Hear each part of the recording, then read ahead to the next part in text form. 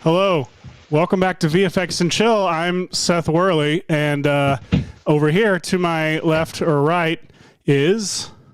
It's me, Hashi. Welcome, everybody. Sorry for the wooden intro. I'm just getting used to this incredible AI technology that makes you always look straightforward. Michael, I see you got the AI as well. What's your name, Michael? I forgot to introduce you. My name's Michael, but I don't have the AI. I just have II. It's all I got. Okay, that's enough of Michael then. So now let's okay, Hashi, what are we talking about this week? I'm going to go back to my actual host because I actually didn't I have a Mac, so I can't install the NVIDIA thing. You actually are using the software, like you are currently. Well, let's talk about using a software right now. Can't you see how naturally I've engaged with everybody here? It makes me incredibly uncomfortable. I'm going to be totally honest. In fact, so also proximity to my face. Are you actually using it? I am actually using it, and if you would like to see, blink really slow. Okay, watch this. If you need help. Okay, here's how I'll demonstrate it. Ready? And this is where I'm looking. I'm looking over at my screen to check out how this looks on the monitor. Oh. Oh, wait, let me turn it back on. What's kind of cool is that it has a tolerance, and so it knows if I'm definitely looking over here with my head and eyes, it'll transition to those. And as I look generally back in the direction of the camera, it'll animate to catch up with the camera, even though I'm still not looking there. I'm still looking over here. It's so good. So, yeah, so this is as you can see, this is an eye line correcting filter for that NVIDIA just added to NVIDIA Broadcast. It's enabled in the beta mode, which is kind of cool. And it is clearly designed for a specific purpose, which is things like this, like live streams where I might be checking out my monitor over here, but you would want me to engage over here. But Hashi, or I might be reading a teleprompter and want to be able to look, right into your soul. But Hashi, what is it not used for? One thing that it is not used for, Seth, and I'm glad you asked, is it's not designed to be used on existing videos of performers performing art in the form of acting. So show me some of that. I'm on your screen. What are you talking about? So for example, like say I was curious to just see how well the technology worked in a couple of different situations.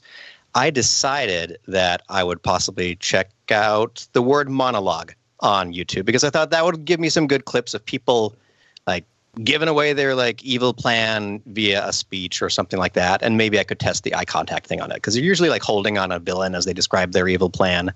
And when I type in monologue, I was reminded of the amazing, incredible Jeremy Allen White performance from The Bear, which no spoilers aside from the clip that has been seen by a couple of people. Spoiler alert, it's perfect. It's a perfect television show. It's remarkable. So if you're, let's see, I go on my screen now. I can't. Oh, yeah, there we go.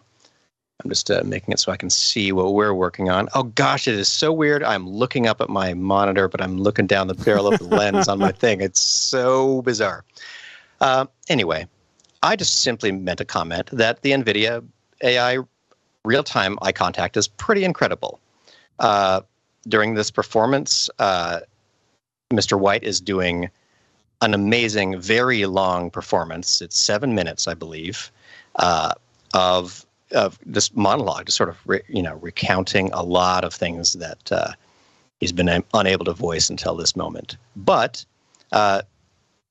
in real time, this NVIDIA process can correct the eye line to point it straight at the barrel of the camera. And because I thought it was a very clear demonstration of the software, I decided to post it, thinking some people would be like, that's funny, or how weird. But if you want to take a look, people thought things. We got a little ratioed here with, so in the quote tweets, we've got some things like, can't wait for all TV to be like this. Or like, I had my reservations about this, and now I hate it even more. I'm so glad that things are, stop nuke AI research labs, stop, you're destroying humanity.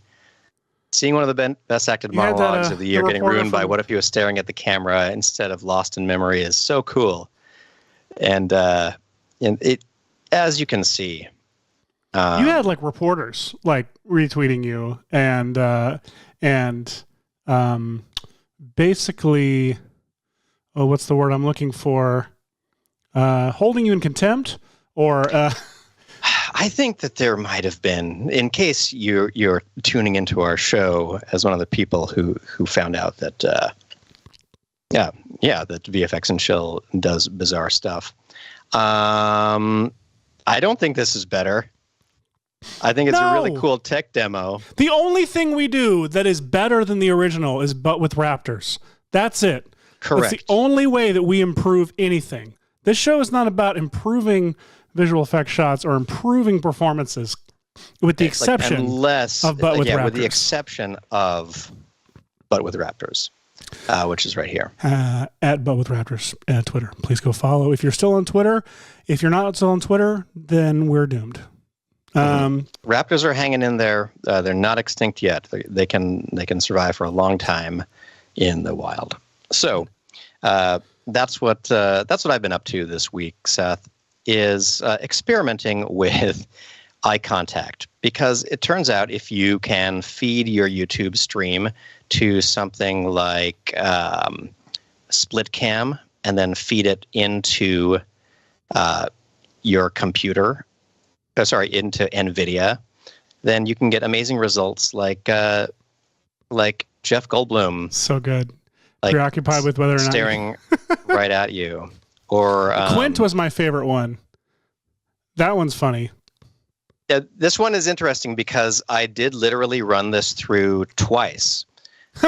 Because it actually did attempt to put the eyes in slightly wall-eyed, which I think is probably considerate of NVIDIA because people's interocular distance and vector are like very widely, and like Steve Buscemi's got a specific kind, and that's my favorite. Yeah. Quint is my favorite. This is a pretty great lifeless eyes. Yeah, this is a wonderful Robert Shaw speech from the movie Jaws, possibly the best part of the entire movie. Just you're ruined. Ruined. By the way, it's a real fun thing to go through that scene and try and figure out which shots he's drunk and which shots were the next day where he sobered up and reshot the monologue. Was he sober in some of them? Some of them he's sober. They couldn't finish the scene the first time they shot it because he drank at lunch pretty heavily and couldn't get through it. But there are takes in there that he's definitely drunk, and you can tell. It's wild. You can tell by the sheen on the forehead, perhaps. This was another one that a lot of people enjoyed. Didn't you get commented at by a yellow check mark? Oh, I did for this one. We have a nice comment from our friends over at Jurassic World. Your editor was so preoccupied whether or not they didn't stop to think if they should, which is delightful. And now this video came across much more. Whoops. I skipped to the end. I meant to just let it play in the background here, but this maybe captures my intent a little bit better. Alan Grant's are the funniest to me. It turns this into like a Netflix documentary about that one. Like that crazy park you remember from the summer of 2004 that like, oh my gosh, it was wild. Here are the people who were there recounting the events. It totally is. That right there, that's the funniest one to me because it's the slow dolly in while he is like digging into that monologue and looking right at us. It is and so to see good. the side by side on this one especially. I mean, like Sam Neill is he searches for information through through his conscience for that speech, and it's really bizarre to have any of these. Oh, this is one of my other favorites. It turns Jeff Goldblum's moment into a little vlog here. This one is so good that he's able to like go back and forth and focus, and he's just like it's like an Office like moment. And that's one of the things I want to point out about this technology is like it has this subtle little animation where it'll like turn the eye direction like after it blinks or something like that. And it actually does maintain something relatively natural. It just becomes like a Michael Scott moment, what was otherwise a pure Goldblum. Mm-hmm. And like the fidelity of these eyes is pretty incredible. Oh my gosh, that's so to funny. be able to see something like that. I mean, if you're ever being stared at by Sam Neill like this, you know. Thank God. Just take it in and feel the gratitude.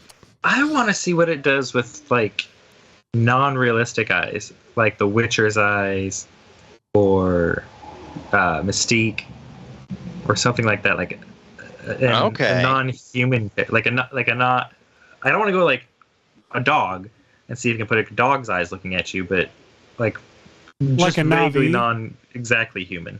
Like a Navi or somebody. Yeah, let's also grab like The Rock from the Scorpion King. Oh yeah. In the Polar Ryan Express. Summers says that that Jurassic Park edit made it feel like a Dino Blood Viagra replacement ad. Okay. You know. Hey Summers, what's up, pal? And Frigby Chilwetha says this is but with actors. But with actors. What should we call Tashi, turn that thing off. It's making me so uncomfortable. What? What's wrong, Seth? Please. Nothing's weird. You know, I'll take off my glasses here. Wait. I'm using it for tutorials from now on because I would actually just read my script. I can just read my script. I'm gonna take off my glasses straight in the camera. Oh, it gets weird. Oh, it gets weird when you do that. It does not like that. It doesn't like that. Oh, and not even a little. This is why you should not strum your eyes throughout a live broadcast. That's not okay. Anyway, you're welcome to leave if that's all you came here to see. You're welcome to leave. Well, yeah, if you just came here, welcome to VFX and Chill. You're welcome to leave. If you're just here for the controversy, get out. Controversy stay. Over. We love controversy. I'm disabling the filter, so I'm back to looking over at my. But are we going to run some Navi monitor. through that thing for Michael, or are we moving on? Let's see. Give me some specific examples again. You suggested Polar Express, Navi, Scorpion King, The Witcher or Mystique. The Witcher or Mystique, which is the name of Michael's fanfic novel. Is it like the character of The Witcher has weird eyes? Yeah, he's got like. Or Doctor Strange third eye tracking. That was Ryan. Ryan. Okay. I don't know how your last name. Doggenbaugh. I don't know how to pronounce it. I'm sorry. All right, let me see. It's got to be Doggenbaugh. Surely. Doggenbaugh. Okay, so what I think I need to do here is I think that my video stream needs to disappear for a second. All right. Well, I love you. So love you all. You'll still be able to hear me, but I'm going to disable my video for a moment and try to switch over to. Okay. H. Keith Hamilton VFX says maybe you need to create a new Twitter account called But Like the Office. But Like the Office. That would be pretty cool. Just to turn everything into a slightly like found footage-y documentary style thing. Ryan Summers points out that it does handle your glasses reflections shockingly well, and I agree. It's just when your eyes cross the line of the glasses is the only time it really has a problem. Okay, The Witcher, where are you? It's Doffinbaugh. Doffinbaugh. Yeah.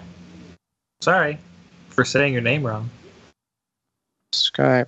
Go ahead and try saying my name. Michael. Oh, so good, Seth. Thanks, buddy. Delete. Okay, add. All right, yeah, bear with me for a second. What I'm doing here is I am trying to feed the right parts of my computer into the right other video stream bars. While you do that, why don't I show off my new After Effects script?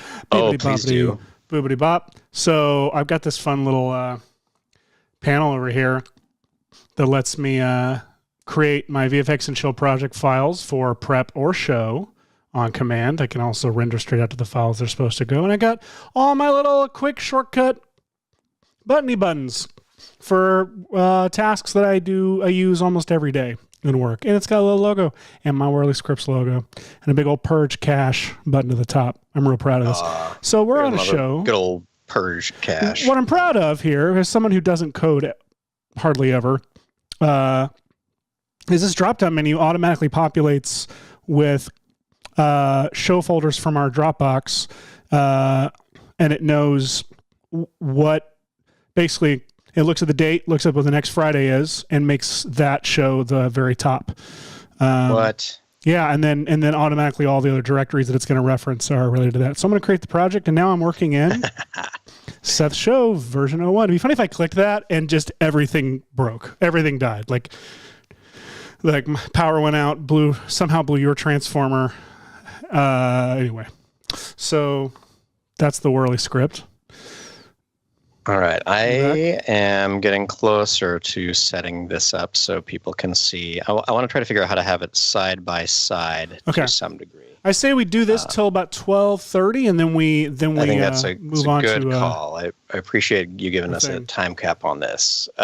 So what I'm going to do is somebody say time cap? Time cap. Yeah. No. Okay. What was I going to do? I was going to go over to switch this input to a different input. Okay, here's where you might see a Skype logo or something. And the video broadcast, let's start that up. Let's have it grab the feed from YouTube. And let's see, that might have replaced my video screen. Yeah. So let me see if there's a way that I can do. If I open up OBS and turn on its virtual camera, this is going to be a lot for the computer to be thinking about for just a second here, everybody. But here's what we got. So I want my NVIDIA broadcast camera over here. Let me see if I can deactivate it and reactivate it. And it's okay. That's not showing up yet. Okay, so let me create a new. Yeah, ignore me for a second. Again, stall, everybody, stall. Stalling. So, you think I would have planned this specific thing since we're going to talk about it? Well, I'm trying to think of what we can talk about. I'm not working on anything that I'm allowed to show or talk about. Otherwise, I'd do some show and tell. Show us. Break your contract. Well, I tell you what we could do. We could go ahead and assign things for, this thing that we're doing today. Oh, yeah. What is it that we do on these kinds of days? Well, I'm going to have to stop the timer because of the way OBS works. Hope everyone's okay with that. Fair enough. So today is the last Friday of the month, and on this show, that means it's time for a little thing called VFX Royale. Woo! Oh, I thought the button did that. Let me try this one more time. VFX Royale! There we go. Yay! So, VFX Royale, what is it, Michael? Walk people through what it is. Well, VFX Royale is basically where we take fictional characters and pretend to make them fight. We've got little wheels of characters, and we spin the wheels, and whatever two fictional characters they match up, we make them fight each other. I love that Hashi right now is just the Witcher trailer. Like... At a certain point, he's Henry Cavill with long hair. Nice push in on his face with his funky eyes. Let's see. Don't we have what's the? See, I don't know this show, so I don't know if there are scenes. Okay, here we go. Okay, so now we've got The Witcher, and I'm feeding him into. So cool that we got Henry Cavill on the show. Very wonderful. Okay, Henry Cavill. Over here. Forward. Oh, had you for a second. You got to pay attention, Henry. Where did you go? There you are. Okay. Pay attention and just look for. There you go. Oh, it replaces them with natural colored eyes. Uh-oh. So here's the Witcher trailer with everybody looking dead down the camera. You catch it at random moments. That's the best part about it is as it animates in, and they're like, if they're not looking at the screen. We're only getting an Instagram, TikTok version of it on our end, Seth. Because you found that little cutout. I can try to do something here. Let me see. Let's see. I could also turn up the quality of the input coming in here. No. It's vertically cropped. Yes. So I could go to your screen, but because of the way it's set up, we'd lose audio of both of us talking. Let's not do that. It works most of the shot. It's weird, but if I could get some normal colored eyes. Yeah, that's a little bit too bad. Look, yeah. Oh well. So Answer's my question, interesting. though. So how about like maybe Avatar? I'm gonna try looking up a scene because it's a little bit funnier when they are on screen for a little while. I can try and manually pan and scan. As the director intended. Okay. Oh gosh, Oh. let's see what this Whoa. does. Interesting. It doesn't. Okay, wait. Okay. It does not like it. Okay, turn it on. Does. Oh, whoa, No. that's fascinating. Okay, so it sometimes thinks those Oh, are it makes him eyes. human.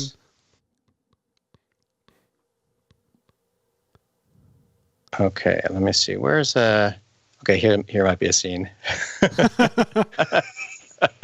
Oh yes. Wait, come back. Yes.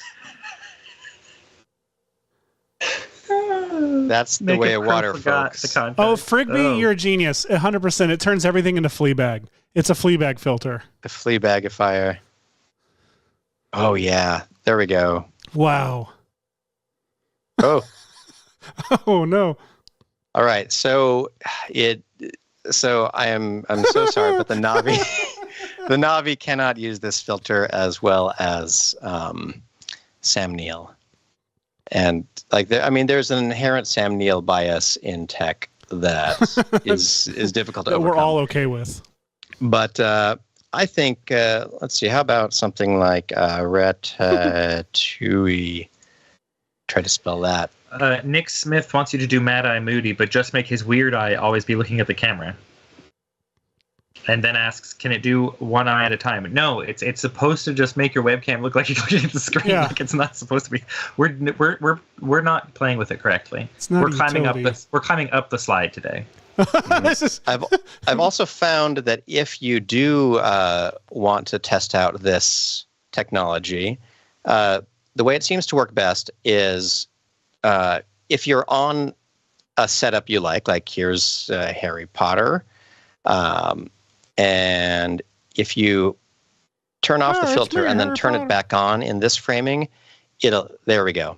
Now it's going to kind of try to stick with, it'll know that this is the framing that it likes adding the eyes to, but it'll not favor other shots when it goes to them so much. Okay, we've got to find a moment where, okay, he probably talks after this, right? In a nice like medium shot. what are you looking at? Oh, Maggie Smith. Oh no. Maggie Smith just staring into your soul. Okay, let's see. Okay, here we go. Let's try turning off the filter. Whoops. Oh no, what have I done? There we go. Okay, let me open up NVIDIA again, and let me turn off the filter and turn it back on. And, okay, we're not registering two It was eyes on here. for both the Ooh, eyes. Oh, there it is.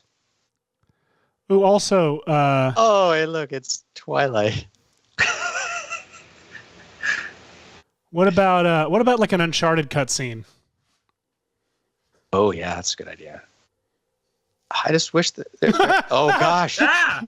There we are. Here we are. Oh, this is you being yelled at by Professor McGonagall. Oh, It's got the eyes. Look! Oh my gosh! that. Oof. There it is. Screenshot now. Oh my gosh. Okay. That's pretty phenomenal.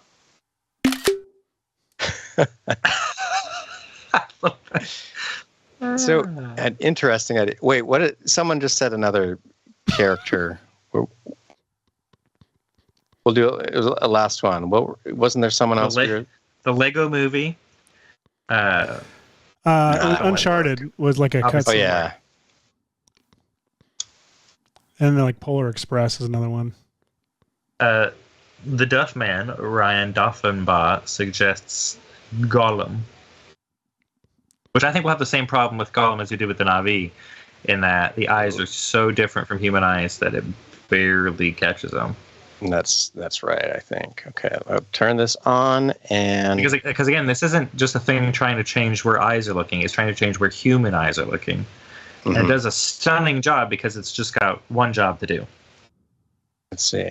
And so off, and let's turn it back on. Okay.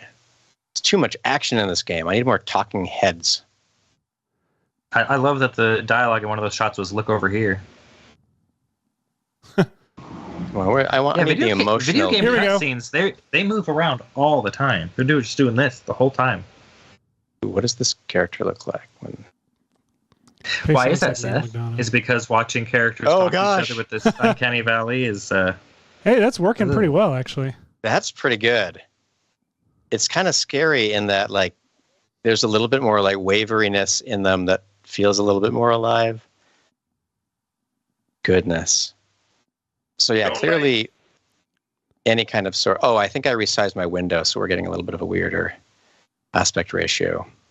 I don't know why that's happening. It's happening through split cam somehow. Come on, where's the shot of him? Look. Okay, we get it. We get what this thing does. We know what this is. It makes you look at the camera. So very neat. It's basically like a Snapchat filter, but it is a little bit more intelligent, which is kind of cool. So I am going to switch out of all this and get back to my webcam so we can get back to what the point of today's show, which was, did you all discuss that while I was... Sort of, which was... VFX Royale. As Michael said, we take fictional characters and make them fight each other. We're going to spin the wheels and randomly generate those characters for us. And as soon as Hashi comes back, we're going to do that spinning. And camera. Lights, camera. And... Am I back? I think I'm back. You are back. Welcome back. Yay, thank you. All right. So VFX Royale. Let's spin the wheels. Hashi, you go first. Here we go. All right. And blah.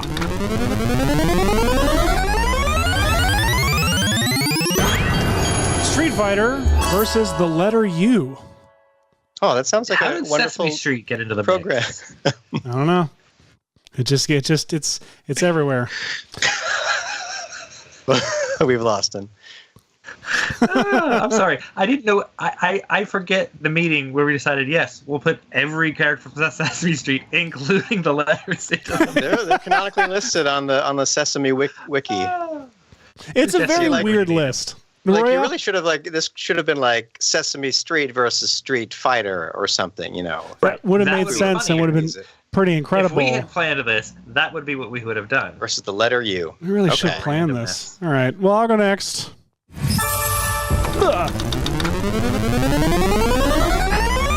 James Bond versus the wrong Grail. All right. Okay. Okay.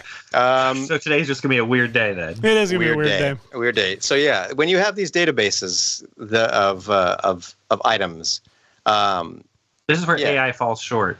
Yeah. So if we're listing Indiana Jones villains on the Indiana Jones wiki, one of the antagonists is a room full of cups that are not that Jesus never touched. All of them shiny but one. Mm-hmm. So it's like your mother-in-law trying to put out the fancy like dishware. I should just it's got to be this. I should just animate like a cup literally fighting James Bond. Just replace one of the bad guys with a cup. It just flies into frame. Shake me again, mother trucker. Oh, like shaken, not Big Lebowski style with a coffee mug that just slams into his head.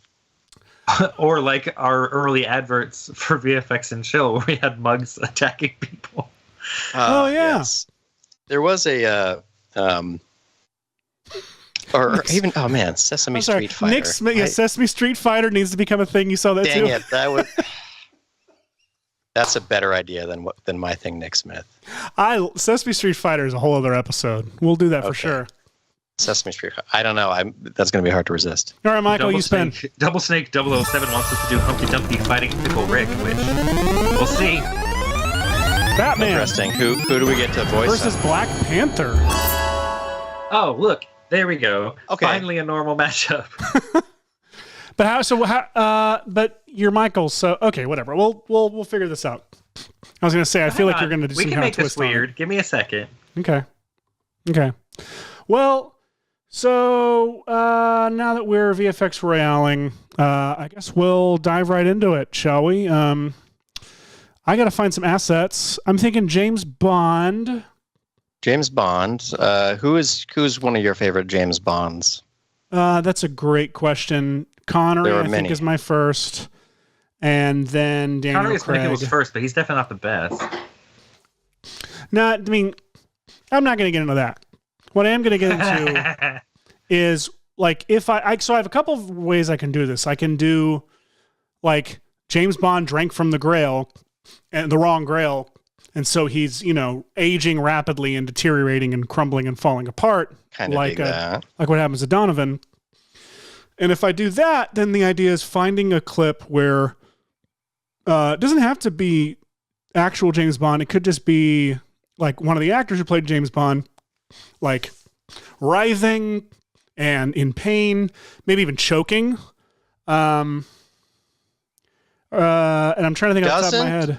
I don't want to Google James Bond choking. did that teaser where like he walks up to the screen after shooting the camera and is like, "You expecting someone else?" That was how it was announced to the world that Pierce Brosnan was going to be James Bond at the new movies. Oh, really? I don't remember only that knew one. Pierce Brosnan not from Remington Steele, but from Mrs. Doubtfire. Mrs. Doubtfire! Holy crap! He chokes in Mrs. Doubtfire. Oh, does he choke? He is allergic to Shrimp. What is it? Shrimp. Right? And so spicy shrimp, and he like extra spice. Oh my gosh! So is it weird if he's aging rapidly in front of Mrs. Doubtfire? In front of Sally Field and the terrified children. Like, why is James Bond it's suddenly all there? okay if afterward you cut to the night guy saying he chose poorly, or And he's in the restaurant. He's like at the nearby table. oh my gosh, it would be great if the waiter asks, like, advises him to choose something. Well, now I'm just going to be Okay. Googling Mrs. Doubtfire choking scene, which is not what I expected to Google today, but I'm excited. In the meantime, I'm happy that this is going somewhere. okay, Mrs. Doubtfire, and he's in a suit, like enough of a suit. Oh my gosh. Yeah, it's not really a Bond suit, but it's definitely a suit. That's pretty amazing. Okay, so he's All right, he can just be let's see. Oh, there we go. It's pretty animated. Okay, let's see. I just don't remember what these shots are like. That one's pretty good. Straight on. And the trick is also finding another shot, like a cutaway, to show the guard, Like the Grail guard. Yeah. Or you could put the Grail guard's face on Mrs. Doubtfire. Oh my goodness. He's just rapidly aging and deteriorating here. Oh, I feel like just like the on the ground shot is pretty good too. Yeah, you could just go to Santa Dust. Okay, does he recover? Oh man. Well, you have these shots. You could just put him here and yeah. replace her. Oh, those are great. Yeah. Oh my gosh, all three of those are fantastic shots. Okay. Such a weird movie if you try to describe it on paper. It is, but can I tell you? I don't know if I've said this on the show. It held up for me when we rewatched it last year. It's actually a very sweet movie that I had forgotten. It's like a very sweet movie. Has a very great conversation about divorce and like parents getting divorced and like the fact that they don't get back together in the end, but it actually is about like confronting. Like, I don't know. It was actually way sweeter than I remembered it being. I like that. I like that they don't force everything to have worked out somehow. Totally. Speaking of working out, what's on your screen? Can I go to your screen? So I am speaking of wikis, since today is all about wikis. I was looking up the Sesame Street set, and this is the best like panorama I found of it. It's just a nice like kind of wide. It's not very tall though, and what's kind of nice about the day and age that we live in is that we have crazy tools, such as Dolly, where I can, let me see, check it out. Wait, what did you just do? Okay, let me step through it real quick. Let me break this down. Let me break this down.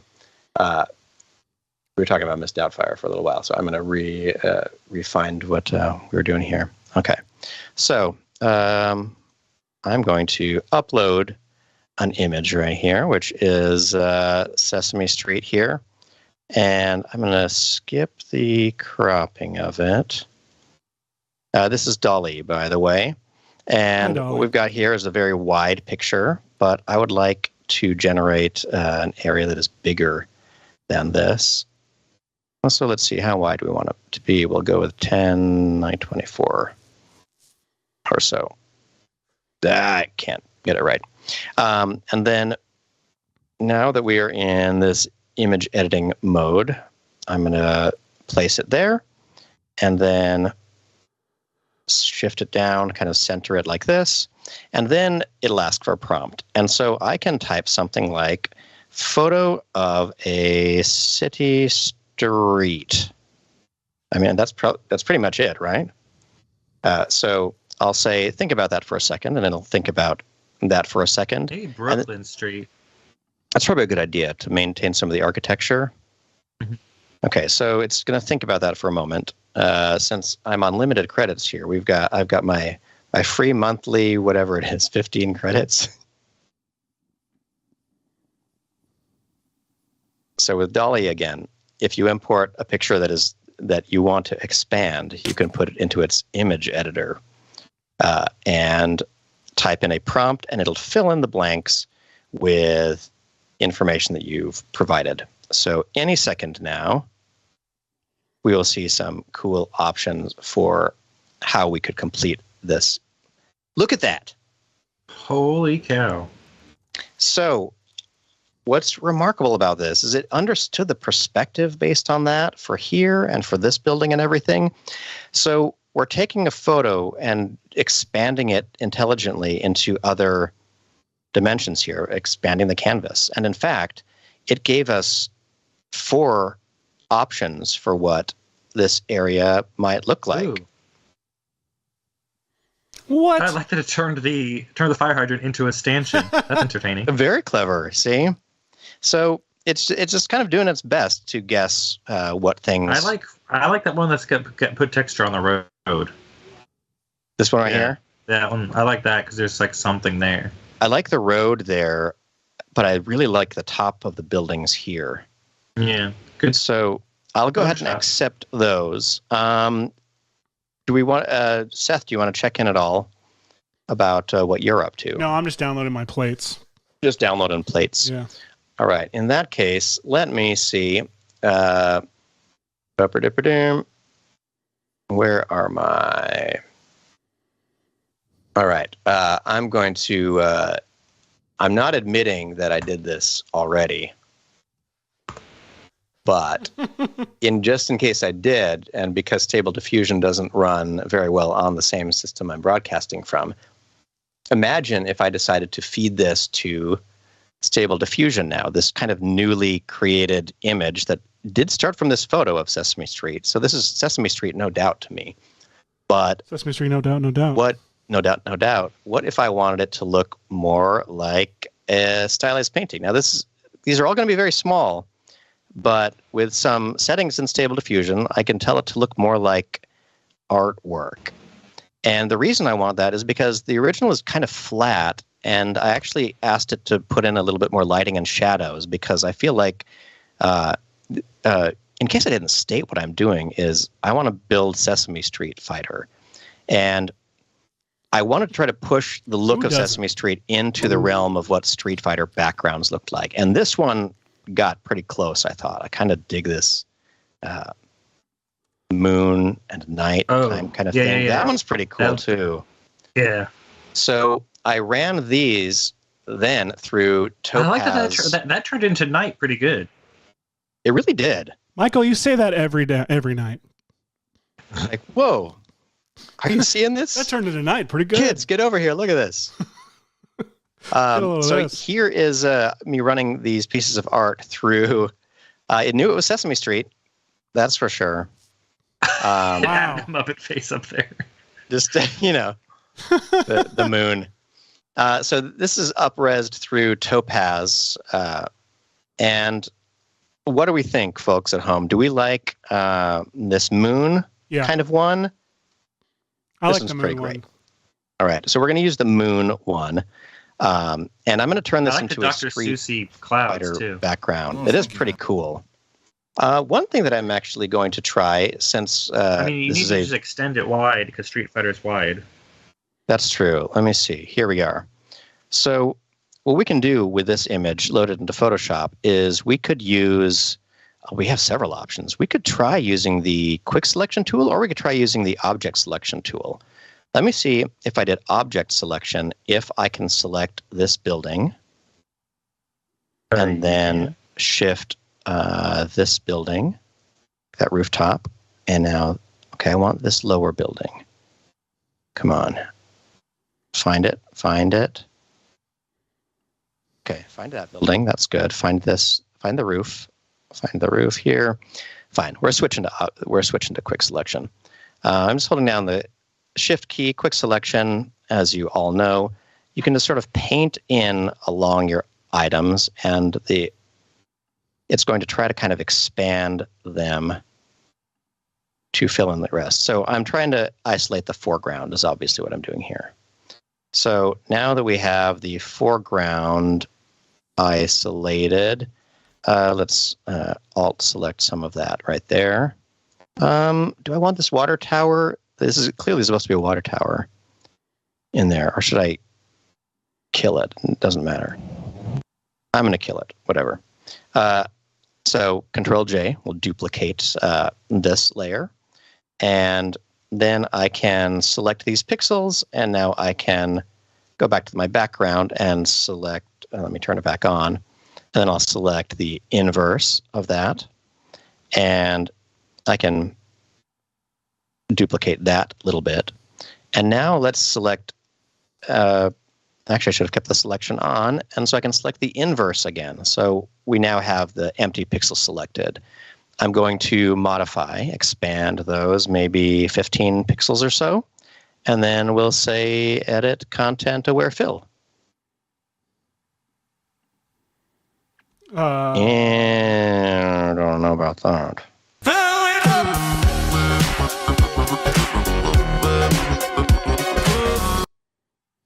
All right. So not a big deal, but I'm just going to try to strategically erase or add little bits of this. If you don't know, when you're running content aware fill, it kind of live previews what it's going to look like over here. And on this side of the screen, this is green, right? It's highlighted in green. Asking for confirmation from my... It's green. So sorry, pal. Yeah, it's green. All good. And then basically, if you alt-click on areas of this, you can tell them to be sampled, or you can use the subtract tool to say, don't copy this cloud at all. But now it's copying this cloud a lot. And so I can say, don't copy that cloud as much by eliminating a little bit of it. And then eventually you can kind of get a balance that you like somewhere of clouds and bits. So I'm going to try maybe this many clouds. Yeah, I like that. I like what that's making. Now I can say apply. Okay. And did I apply it to the same layer? I did. That's great. So now I can do a little bit of this once we're in the game. Cool, huh? So a little bit of parallax. And in the background, let me just go back to this layer again, and we'll go to one of my favorite tools, which is the smudge tool at strength 100, where I can just smudge any of these existing pixels whichever way I want, make the size big, hardness low, and now I can just kind of paint with some of these colors. You could do this with a textured brush and get a really crazy cool result, but we're on a time budget here. Time budget. Okay, so this background, actually, I don't think it needs to be the whole size of this, so I'm going to crop it down to this big. Actually, why not keep it? It's like 1024 pixels. It's not worth it. All right, we'll call this the sky. We'll call this the buildings. Let's see, what are we doing? Michael, let me know if anyone. Oh, Michael is probably busy doing stuff. I can read the chat. Let me see if I can read the chat here. I mean, busy doing what? Royale. I was like, it's Royale. Job. But yeah, he's doing Royale. The chat is got a little bit hung up for a second on the creepy, stalky home invasion part of Justin Justin LeDuc. Anyway, got hung up on the creepy part of Mrs. Doubtfire. Mrs. Doubtfire, yes. It is. Well, I don't know what's Leather says you could use these tools to create HDRIs automatically for your 3D renders. You could, and we have done so on the show previously. It's pretty nifty. Yeah, and we've obviously, like as our intro kind of indicated, we've been interested in how to artistically deploy AI tools, and know that there are many opinions out there about how these tools came to be. So should I leave this double moon in here? Or should we correct this double moon? Oh, double moon all the way. Double moon, Sesame Street. All right. Let's save this as a PSD. And I'm going to also make a ground plane in here. Let's see. How do we want to do the ground plane? Maybe we'll do that all in whatchamacallit, in After Effects. And in Nick fact, Smith wants to know how you all download your plates. Is there a tool that makes that easy? I use a tool called 4K Video Downloader. That's a very generic name. It sounds like it's a virus. It's actually super great. I can just paste, hang on, I'll show you. You just paste the link and it downloads it. It's pretty good. I don't have anything in the clipboard at the moment, and it downloads it, and you don't have to go to any weird, creepy site that shows you porn ads while you're trying to download YouTube videos. Surprising overlap of porn ads and trying to acquire assets. It's weird. It's like, you don't have to say assets. I mean, it could have made. I think I did. I think people out there looking for assets online will run into lots of. By the way, so here's what I'm thinking. It's going to be more work than I can accomplish on the show, but I'm thinking that this shot, I'm going to replace Sally Field with one of the Pierce Brosnan Bond girls. I don't remember any of them, so I'm going to find a clip of one just right there. And he drinks from this glass. I'm going to see if I can just replace the glass with one of the gold Grail. I forgot that he even drinks from a glass. It's so perfect. And then I'll cut to right here. Oh, yes. Have him start to, freak out. I may not need this shot, but I'll have him get up. He's choking. I'm going to remove Doubtfire here and just use a cut of this of him just going, "Whoa," and then falling back and landing and just dissolving to ash. And then you cut to he chose poorly. That's so beautiful. So I'm trying to find the right Pearson Burden. Yeah. Jurgen Bourbon. Before I search for Bond girls, I'm just going to go ahead and switch turn to off my safe search and history. All right. So back here in Sesame Street, can you tell me how to get to a more 64-bit look? And yes, I can. We're going to do that all in After Effects, so we have control over it kind of throughout. What I'm going to do now is something similar to a tutorial that I've already released in case you need the short version of it. I think it was a shortcuts. What? No. Side quest. It was a side quest. You've already forgotten the branding of your own stuff. Branding. Work. Which side quest is it? Which one are you talking about? There's a side quest called how to make your image into a 16-bit something or something like that.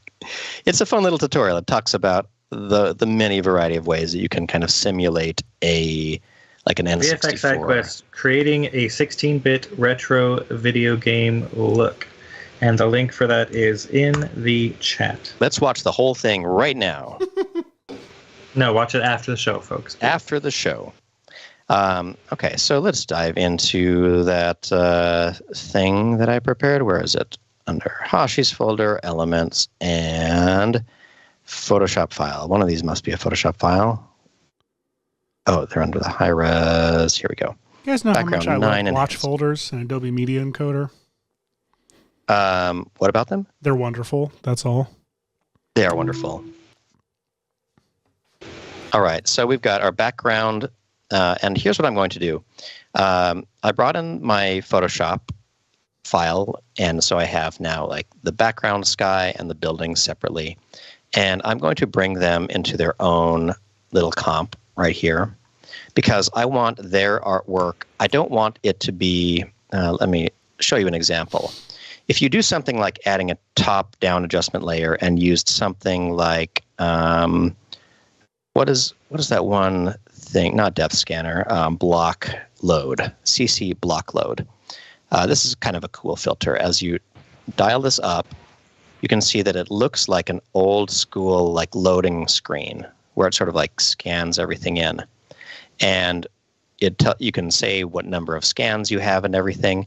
And I found that this is a pretty great way. You can see I'm going to uncheck Start Cleared. And check this out. So it takes it from this look, the art look, to this very pixelated Street Fighter-esque like level of graphics, which like in the day, these VGA graphics would be amazing.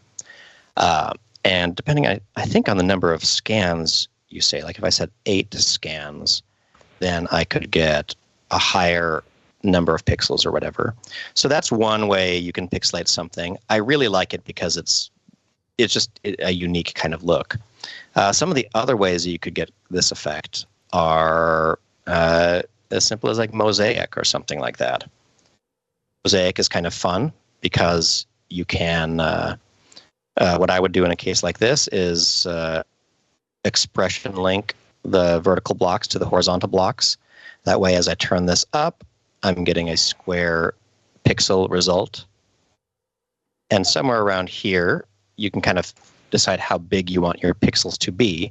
But you can also check the sharp colors box, and that will do kind of the same thing that block load was doing, where you're getting, kind of annoying halos and stuff from like the rasterization process. I don't really know actually how artwork was converted into the when it wasn't actually designed as pixel art. I don't know how they converted paintings to little like. Does VGA graphics make sense if I say that? Sure. So I feel like this is in the realm of quality for You can also use a Street Fighter kind of game. You can also use an effect that I've used on all, like the Royale logo up here. You see, like all of our VFX and Chill stuff by Wonk Effects called Pixtether. Oh yes, that's really great. I can't show it to you right now because I have to. It's not built for Mac ARM. I have to reload After Effects in Rosetta mode, which I don't want to do right now. But that's a really useful tool for anyone looking to do like bitmappy looking quantized color effects. Clever. All right. What I'm also going to do, and I'm just deciding this now. I'm making this too complicated because I'm just still working on the background. No. I'm just going to quickly try to select just these cloud elements like this using the what is it even called? The quick selection tool. Did I say quickly select these with this tool? I don't know what it was called. Yes, I did. Let's select these pixels again, and we'll go into our sky level. Actually, instead of content-aware filling, I am going to smudge tool away the clouds in this. Just if you're having a bad day, just brush those clouds away. Blue skies are here to stay.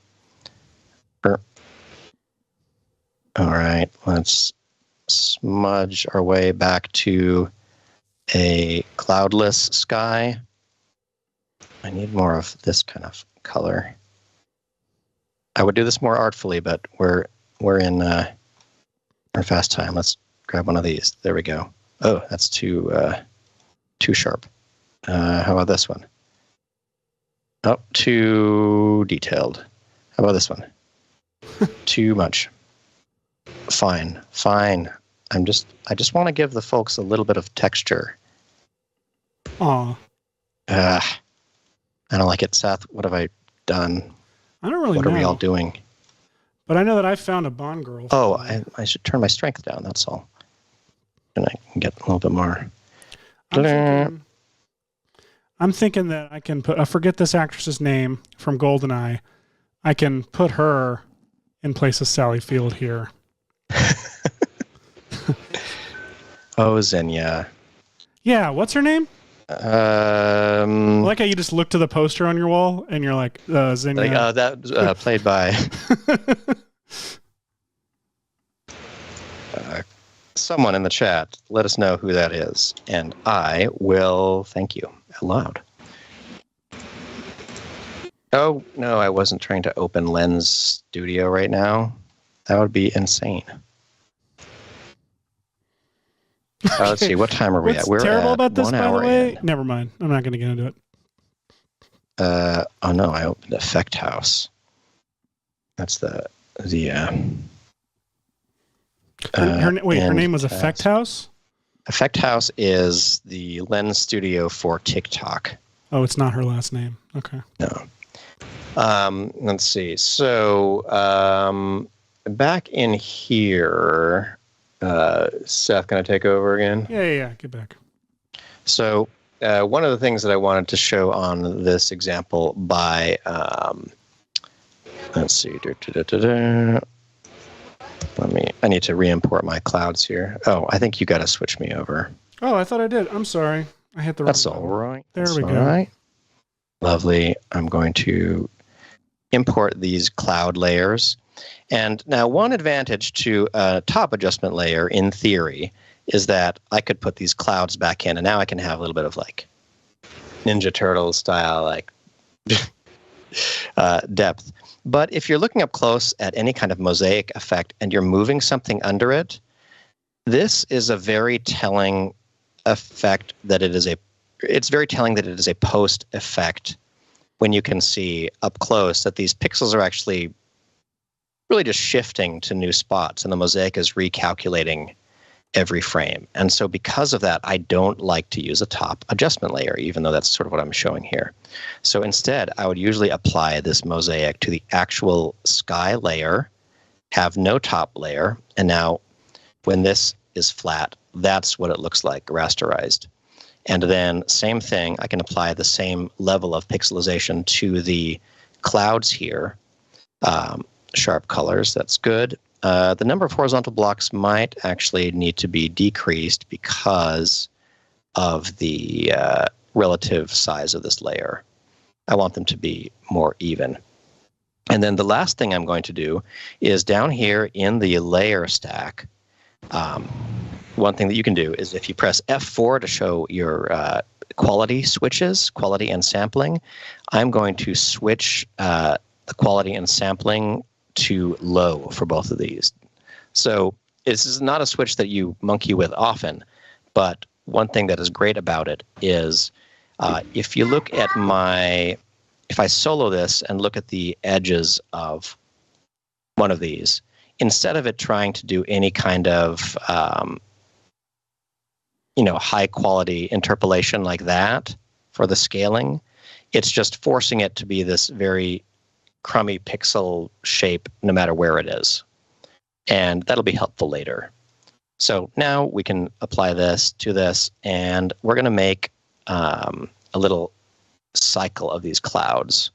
So what I should have done with these clouds, and I can still do it, is just jump into Photoshop and make it. And so instead of getting cut off at the end there, they actually have a bit of a rounded edge. So let's round off the side of that cloud so it can end somewhere. Great. And then I'll save that. And this is going to be kind of cheesy, but I should be able to save that, go back in here, reload this layer. Great. And now I have the edge of clouds like that. I'll put this right here. We'll add the offset effect to it. And we'll add an expression to the shift center. What? So what we'll do is we'll say shift the center, and it needs, I'm sorry that this is so small, but we need 2 coordinates. And in the X, what I'm going to do is I'm going to say time times maybe 200 pixels per second. And in the Y column, I'm just going to pick whip to the actual Y location. That way I can move it around at will. And then a closing bracket for that effect. And now I should, if all goes well, be able to press play. And now I have a delightful, just slowly passing clouds. That might actually be too fast. That's pretty distracting. So let's change this down to maybe 80 pixels per second. And that will give me... All right. So you can, making it jump the right number of pixels. Yes. Let's do that. That is... what am I looking for again? Is it round or... no, not rounding. Integer or something? It's an interpolation. Math at floor? No. I just tuned in. I haven't been paying attention at all. I'm sorry. I think floor is right. Or is it math min?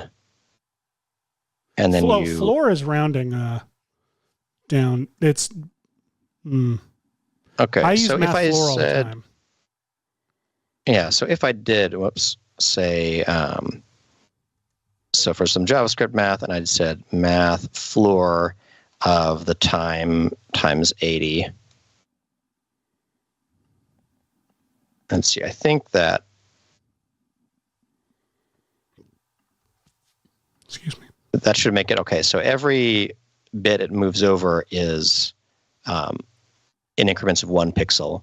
Now, what would I do if I wanted to... Okay, I can divide this number by 4 and make it times 20, and then multiply this whole thing times 4.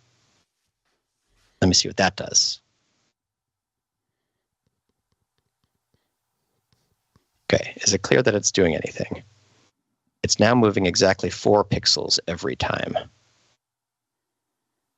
And if I divide that again and make this into 8 or something, maybe that will look more stepped. There we go.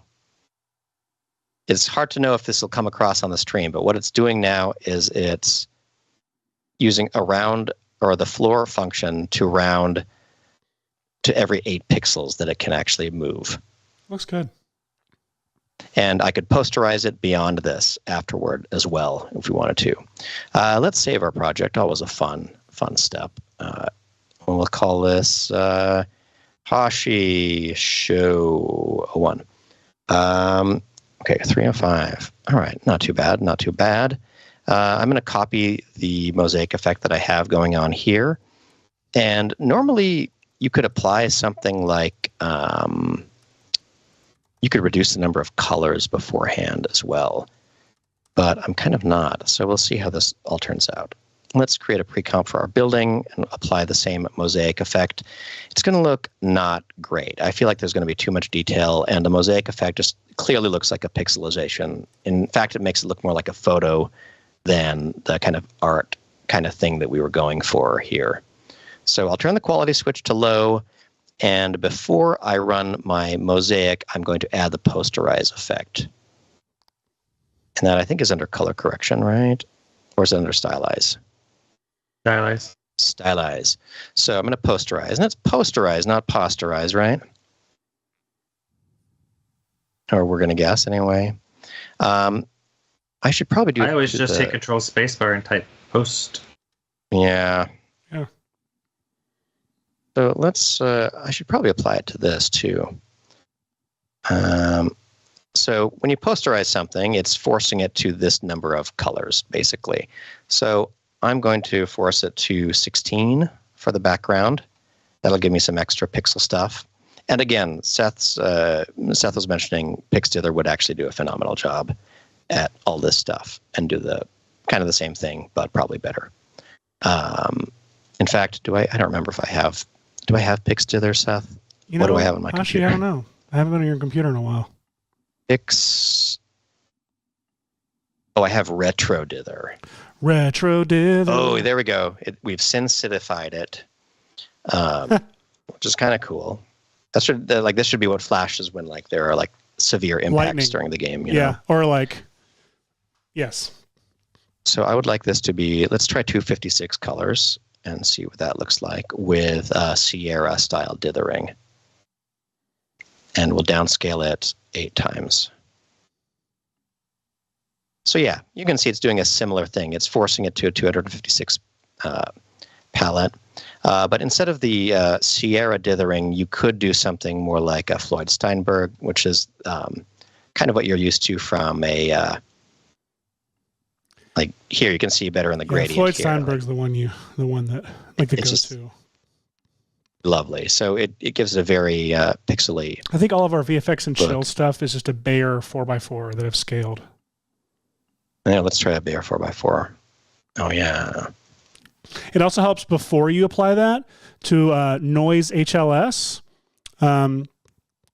It'll create, and then do it on like the hue or I tend to do it on the hue, and it creates this noise that then like the dithering. Oh, interesting. Plays to really nicely. You don't have to. That's pretty cool.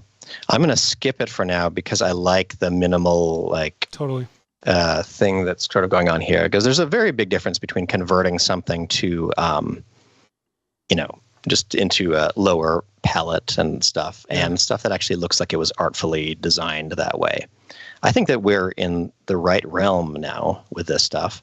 So I'm going to create a new composition that is going to be where my game takes place. And because I want to give myself a special treat, we're actually just going to make it a nice 640 by 480 comp. Doesn't that feel so lovely? Can you imagine making something at 640 by 480? Days that I missed, never had. Man, doing graphics for like DVDs, the best feeling ever. Oh, well, I did that, like DVD menus, but I still always did them in 16:9. I didn't open up After Effects until 2009, summer 2009. Wow. Before that, it was everything I could do in Final Cut Pro or like a year of trying out motion. Beautiful. All right. So I've brought in the 2 layers that we've already created as 3D layers, and I've turned their quality switches down. And I think I'm going to scale them. Let's see. Oh, I feel bad about this, but I'm going to stretch this. What's it going to look like when I stretch it? No. At least it's not a font. Yeah, it's not a font. Okay, so let's find where our ground plane in the game would be. Maybe this around here. This is kind of sad. This is less of the set of the street than I wanted to see. I mean, I guess we could. I just want there to be a little bit of back and forth space. So maybe here. Okay, we'll do that. We'll move our sky back because we're actually going to use the 3D camera to do this, which is stupid. Do an expression or something. And then I'll scroll this down to like here. There we go. And now the camera is going to be able to do this. Is that enough parallax on the sky?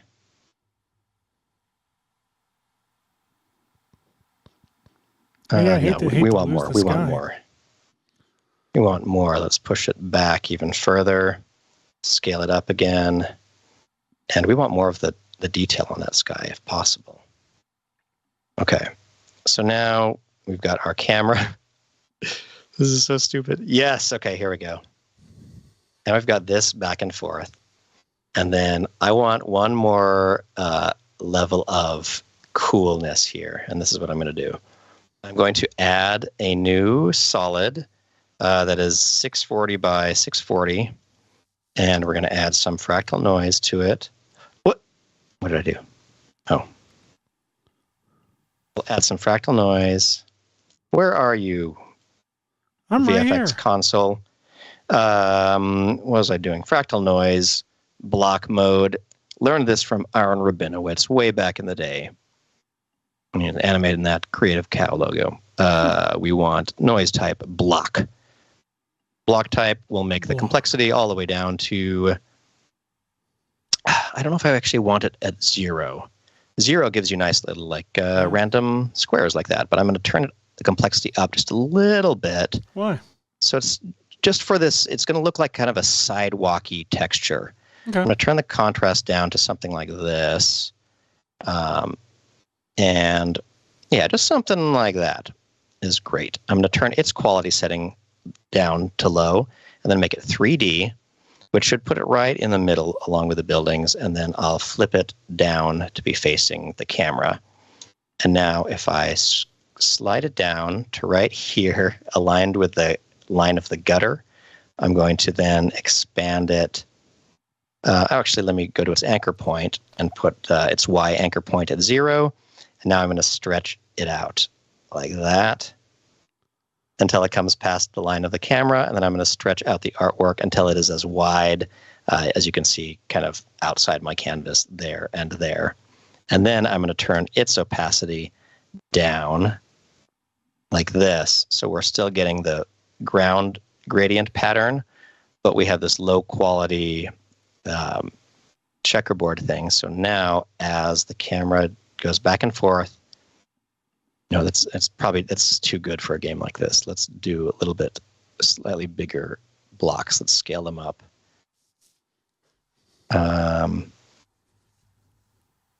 What do we think? I want some kind of indication that there's a text here. I mean, not text. There's a ground. And in these video game days, they had to really fake it to get it to look neat at all. So we'll try this, and now let's look at it. Is that too 3D for something of this era? Yeah. Or is that? Are we okay? That works. I like it. All right. That works really Got nicely. That. I'm going to figure out something with this. The camera should be very constrained in an area like this, or in a thing like this. Let's turn the sky down a little bit, just with a nice standard brightness and contrast, so it looks even more nighttimey. I'm going to see if I can darken the Sesame Street also, because I feel like the Street Fighter levels are all relatively dark. Oh gosh, look at that! Oh, do we know it's Sesame Street still? yeah. Is this too much? Okay, let's use Legacy, because that's going to be even greater, because then I can desat it with the contrast. And then turn this down. Oh, what do we think, folks? Somewhere in here, I'm liking this. Oh gosh, and the stupid clouds in the background. The stupid clouds are great.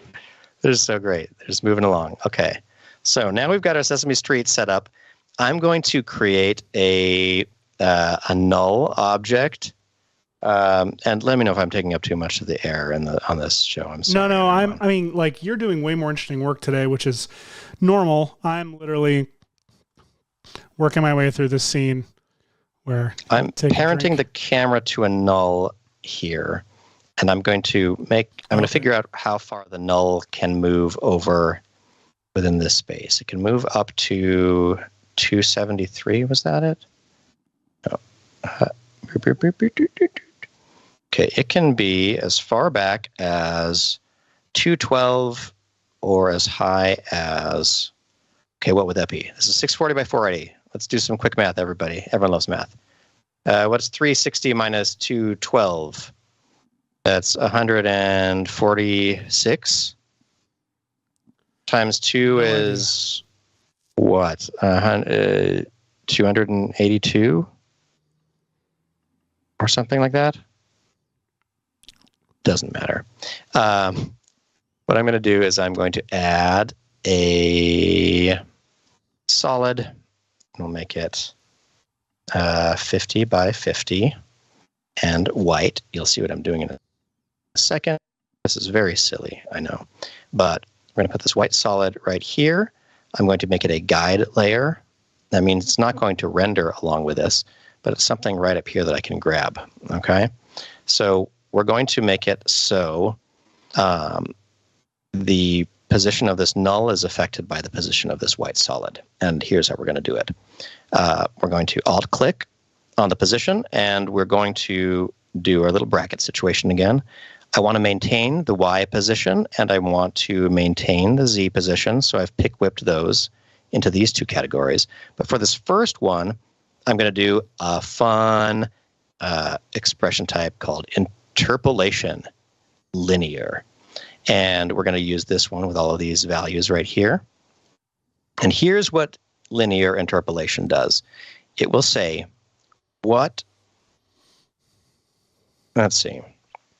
How do I explain this? I've explained this in tutorials as well before. It's going to be a little bit small, but I want basically when the value of the X white solid is somewhere between 0 and 640, like that, I want that value to basically become the offset that is possible for this null, which we were just looking at a second ago.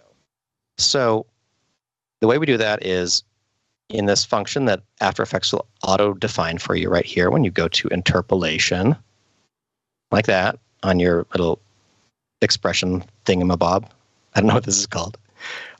We can say, what property are you monitoring? And I'm monitoring the position, the X position of this thing. Seth, tell us about how important X position is when it comes to it's important. That's it. Well that's done. all I got. Well done. That's all I needed. So from anywhere between 0 and 640, I want to turn that into the value 212 all the way through value. I forgot already. What's the opposite of 2? Let's see, it was minus. I can't think. Oh, you can just write math in here, huh? Yep. 360 plus.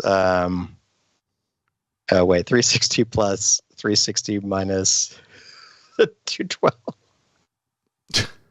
It's not minus 212 though. What I wanted to do. Why can't I do math, Seth? This should be 450. Remember, the idea was to turn this into. Oh no, it's not doing it. What's wrong? What's wrong? What does it say? Oh, there's not a closing bracket. Sorry. Okay. No. Seth. Yes. What is it not doing here? I don't know. I'm sorry. Indicates. Okay. Linear of. Oh, there's no comma there. Man, I tried to show off and I couldn't. Here we are. Okay, so that is a little bit too far. Let's try 444. Nope, even less. It's always good to just, instead of doing the math, just guess multiple numbers. Oh, until yeah, you for get sure. it right. There we go. Okay, this is stupid, but this is our controller, and I can just put keyframes on this little white block as I want the screen to kind of go left or right. Okay? Neat. That was very silly. Okay. Someone mentioned that the clouds are a little bit too smooth compared to the foreground. So in that case, let's correct that because I value your input. Let's say for this whole result here, let's posterize the time. So let's go to expression properties. Let's go to globally posterize the time to 8 frames per second. And then we'll put a little semicolon right there. And it should be nice and happy now. And now what it should do is it should go tick, tick, tick, tick, tick, tick, tick, tick, tick, tick, tick. I don't know, what do we think? Is 8 frames per second too smooth still? It is very smooth. And maybe this value should be a little bit lower. Let's try this value at like 3. There we go. That is just annoying enough. And we'll call this the Sesame Street Fighter. Still love that title so much. Sesame Street Fighter. Sesame Street Fighter 2. Okay, so what have we got now? So now we have this, and my prompt was versus the letter U, right? And if you all love the street like I do, that's what we call Sesame Street in this house. The street. The streets. Hey, kids. You'll remember the amazing "You've Really Got a Hold on Me" video. It's phenomenal. It's the letter U singing or dancing alongside to the "You've Really Got a Hold on Me" Nice song, and I can't remember who is in that. I don't remember it at all. I'm going to look it up in the background real quick because this is a clip show, if anything. You really got a hold on me. My friend Aaron McGowan and I once wrote a sketch about. She played a character who was auditioning to play the Count, like in human form. It made no sense, but she couldn't keep from breaking down into laughter every time she'd do the fake laugh, and it was funny enough to go for like 5 minutes. It was like Von, ha, ha, ha, and it would just fall into this. Oh laughter. My gosh! And like she'd lose herself, and then like get time to come back to it, and then would start all over again. Oh, Smokey Robinson. I'm so sorry, Smokey Robinson. Hey, it's okay. So I don't have the sound on, but this is his famous song. It's How's It Go of You. Seems that I'm always thinking of you. Yeah, keep singing. It's so great. So this letter U is it's quite a clear character. A little bit. This is so great. Look at this. This technology is more impressive than anything NVIDIA has ever done. Where's the puppeteer? It's impossible. See? Yeah, impossible. Okay. So I would like my character U to be similar to this U right here. So I have an idea for that. But Seth, could we check in with you for a second while We could. I think a second ago, I don't know if you could hear me. I started walking through stuff, and then you went right back into your comp, and so I didn't want to interrupt you. I did. Thanks, everyone. I love you all.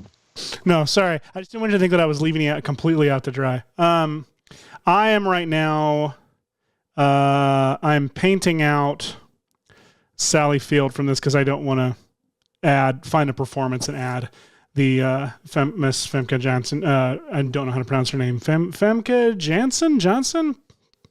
I feel like people used to say Famke Janssen. Yeah. So there she is, replacing Sally Field in that shot. And I'm thinking he takes a drink from the cup. Then I'll do the de-aging stuff starts here. And then he gets up here. And so I'm trying to paint her out of this. And instead of doing like content aware fill throughout the whole thing, I did a couple reference frames. I did a reference frame from the beginning of and I sent a reference frame to Photoshop, did a really gross content aware fill out from there. And then I'm doing another one here. And then where after the camera tilts up, and then I just use Spot Clone Tracker to track just a point in the background. Oh, nice. I'm going to be right back. I'm going to go film myself doing something. Good luck. So I used a Spot Clone Tracker to track this little point on the window in the background. It gave me a track of the camera. I applied that positioning to a null, and I parented this first reference frame to it. And when I turn on my roto of Pierce, like it's not bad for what I'm looking for. So I'm just trying to fill the top here. And so I got this reference frame for the top frame. And I'm just going to click my little button over here called freeze, which will time freeze it and stretch it out to span the width of the comp. And then I'll parent that to that Spot Tracker null and put it back here. Obviously, you want to feather that transition a bit.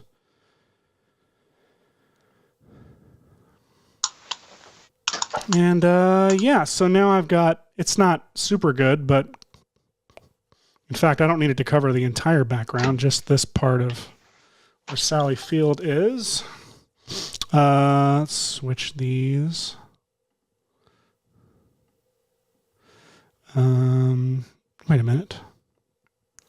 I didn't think this through. I don't need that one. Wait, where's my... What's up? Back. I was trying to... where are you? Are you still working? I wanted to go do some motion capture of myself in the other room, and I'm just not positive if I just did it or not. Usually you know if you did. Usually you're did it not register it somehow? No. Wait, let me see here. Why does his head disappear? That's ridiculous. Maybe is it processing it in the background somehow? No. No, I've got to go do it again. It's okay. I've got to babysit a freaking rotobrush. I'm not even gotten to the fun part of this effect yet. I just feel like I want to eat my vegetables first. I might be able to do this in this room. I'm not positive, but I could try. Do you want me to go to anything? You can just see my webcam is all that would. Yeah, we can see it. Theory. So I'm gonna try doing this right here in the room. Michael, you doing all right? I've loaded up the Moves by Maxon app right here, and I'm going to try to record myself doing a little motion here. Do it. So it doesn't detect my body because I'm not in frame right now. And I'm just going to go back into the hall and do this. All right, later. I'll be back. This is a really terrible roto job, Seth. Whatever, who cares? I care, dang it. All right.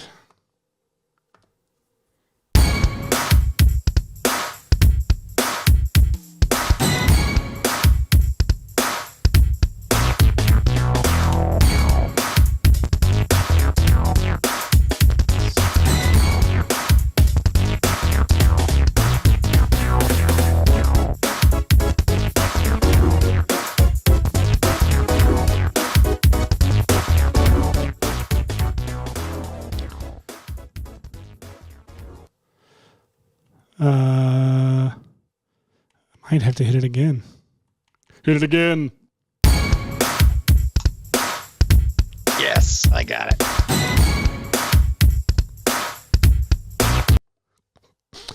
Michael, real quick, you got anything you want to show us, or?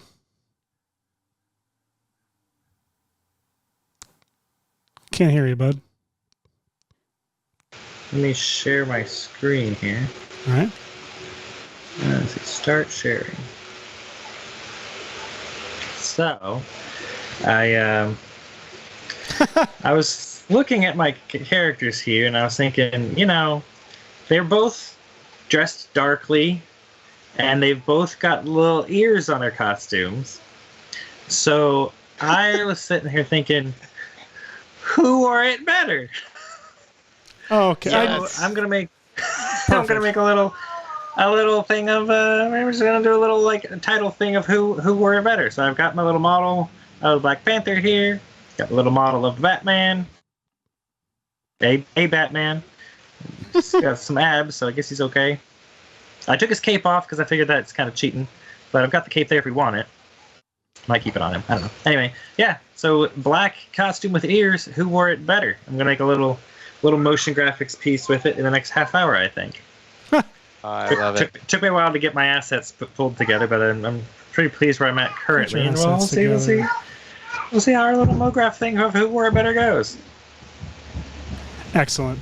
I'm gonna do some camera moves around the heads, I think, which I'll talk about once I get the rig set up, and we can go from there. Unless you need to cut to something, in which case I can walk you through setting up a cool camera rig. Why don't you? Do it. Right. Do it. We'll have some learning. Learning. All right, so we got our camera, and just like in After Effects or anywhere else, if you want to orbit around something, you need to set up a better rig. Oh, excuse me a second. Yeah, you might need to, go to that. I Go hear right ahead. crying children. Go right ahead. Meanwhile, I'm still rotoing Pierce. It's the right thing to do. It's the right thing to do. Roto your Pierce, everybody. So what I've got over here is I'm opening moves by Maxon on my screen. Let's see. Oh yeah, I can just I take over, right? Start sharing. Okay. So I am just trying to make sure that I have this properly done here. Moves by Maxon. I'm just trying to connect my device to the computer. Announce my service to the local network. And let's see, I was able to get one in earlier, but that's not the one I want. I want this new one now. I want to send it to Nuts. What? To Nuts. What is anything? All right. One sec. I don't know what I'm doing. Hey, it's okay. I'll just keep on rotoing. I love this face on here as I roll.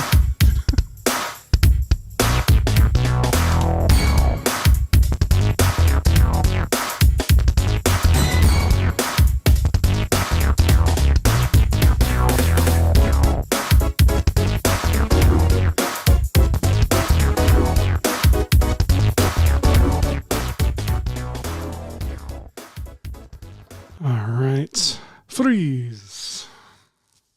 Excellent. Freeze. All right. I am trying to manually send my the capture that I just did to my computer, but it's not liking it. Usually, I just open it up and say connect to Hashi's computer. So I don't know why my computer doesn't want to be part of the deal today. I don't know, man. I don't know. Yeah, let me close that and try reopening it. Moves my Maxon. Pop. Okay. Okay, service disabled for a second. Don't announce for a second. Just take a little break. And now announce to the local network. Okay. And now my phone, which is on the local network, should now say, oh, here you are. Oh, sorry. Did you want me to go? No. You don't need to. Okay. Weird.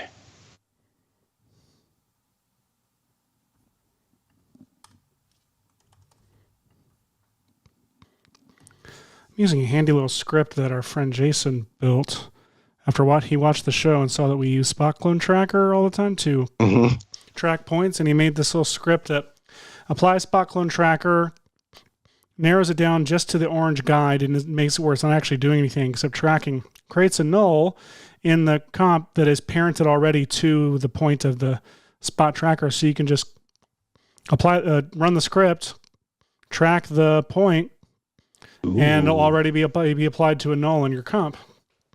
So in this case, I've got this reference frame that I did. I'm just going to parent it to that spot tracker null, and now that reference frame will move the way it's supposed to, and I'm just going to put that back here behind my roto of Pierce. So now Mrs. Doubtfire is gone, except for her arm, which I can probably just apply a scale transform on an adjustment layer and scale it up and reposition so we can just crop that arm right out. Yeah. And then I'm going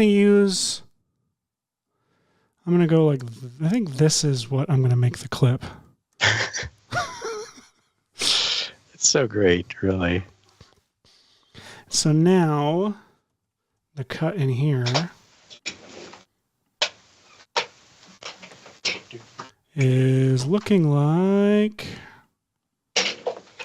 this. I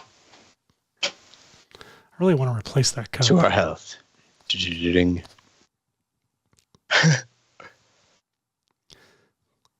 Oh, I got to do that.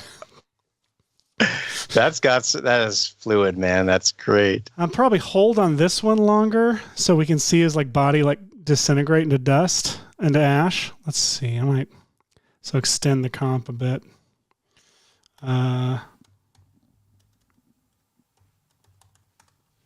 Just give myself room.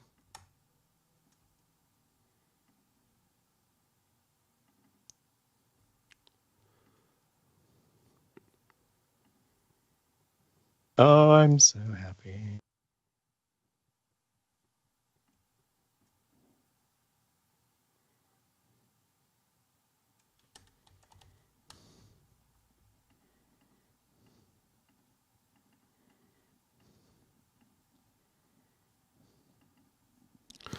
How'd yours go? Okay, it went well. I'm going to go to you. Yeah, so here's what we got. So through Moves by Maxon, I was able to record myself out in the hallway, and here's what I did. So I run into place, and then I get into my pose. This is my U pose, my idle U pose. So what I decided to do, and I realized that the screen direction is backwards here, so I'll need to flip it. But I was imagining that I'm like the puppeteer in Sesame Street, who's holding, the top two, or I imagine so. You can't see him. Like has the U like attached to their waist, and then has a shape like this somehow. So I did a few little like jabs with the top part of the U and with the maybe like little like 1-2 with both bits of it. And my hope is that I can just simply add a 3D letter U like this. And then actually what does the Sesame Street U look like? It's got beautiful eyes and lips. Okay, great. Beautiful eyes and lips. That's what we always call them. All right, let's. Where could I find something like that? I don't have the time to build them, even though it seems like they would be extremely simple. Tune. Mr. Potato Head. Mrs. Potato Head. Dad? Mr. Potato Head has beautiful eyes also, but beautiful eyes and butt. Beautiful eyes and butt. Butt pics. What were you Why did looking that up get earlier? I don't remember. No, I don't like any of these. Come on. Okay, cartoon. Anyway. Cartoon face. He's back. Sorry. Welcome back. So there are a number of camera rigs out there. Sharing your screen? Switch back to Michael. Oh, Ready I to was. share your screen again? Yeah, share. Yes. Okay, hang on just a second. Let me get that done. I don't like what was showing up in your Sketchfab importer, Hosh. That Sketchfab importer always up to something. It was up to something there. Hosh, you sharing now, Michael? No, I was just figured I would check real quick what the chat was doing. Oh, good idea. They're all dead. I'll go ahead All and... right, here we go. Share screen. All right. Full monitor. Start sharing. I am putting in the chat something that should be helpful. It is this camera rig right here from Woo Sung Kang. Actually, I just linked his presentation, not the actual camera rig. When you have time, if you work at all in Cinema 4D, Woo Sung Kang's presentation that he did for Maxon a little bit ago had some amazing techniques for getting stuff done and After Effects and Trapcode. He actually uses Trapcode's sound keys to drive the redshift lights in post. You can do a really cool thing in Redshift where you can render out different light groups.